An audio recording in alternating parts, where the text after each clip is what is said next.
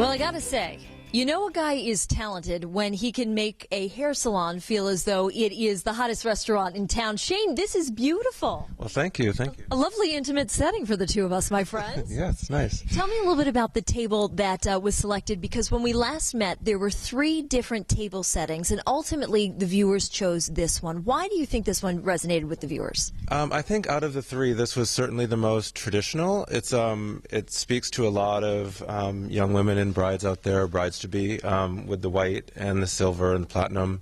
Also with the beautiful red flowers. It just adds a beautiful pop of color.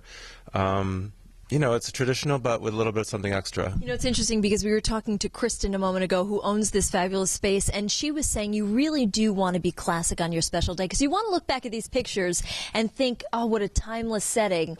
You don't want to look back and see something that is so specific of the time. Right, I agree. You can always add a little bit of interesting touches that make it very personal to you, like even something like these napkin holders they're very unique. You're not going to see that at every wedding. But yeah, I agree. You want to keep it somewhat traditional. You don't want the design of the tables and the design of the wedding to kind of overpower the important stuff like the family aspect of the wedding and just the celebration. And the other thing too is, as I'm even looking across at our photographer here, I can see him clearly. So this doesn't impede any conversation as you're talking. Sometimes different arrangements will kind of block the view. Mm-hmm.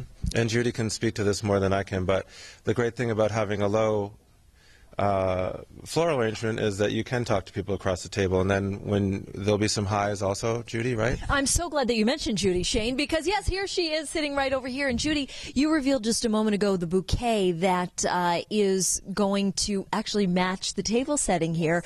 But this really is a beautiful arrangement. And I have to say, it's interesting because that red gives such a nice pop of color. Well, I think that's exactly what it does, is it adds to the black and white. And I think that every girl still, red rose is the favorite flower, and I'm sure that's why it won. It's very romantic, isn't it? And actually, Shane, you were saying just a moment ago that the candles, and when the lights are dimmed, what we're going to see at the Westin is a very romantic, intimate setting here. Yeah, we looked at a lot of pictures, or I looked at a lot of pictures online of the Westin, that particular ballroom at night. Saw a lot of pictures with white and black. They both looked beautiful, and with the window out onto the park at night, the lights coming in and the candlelight, it's going to really be really beautiful. I can't wait to see it all set up. I can't wait to see it either. And as a matter of fact, if people are getting inspired by this particular table setting and they want to reach you guys, how can they do that?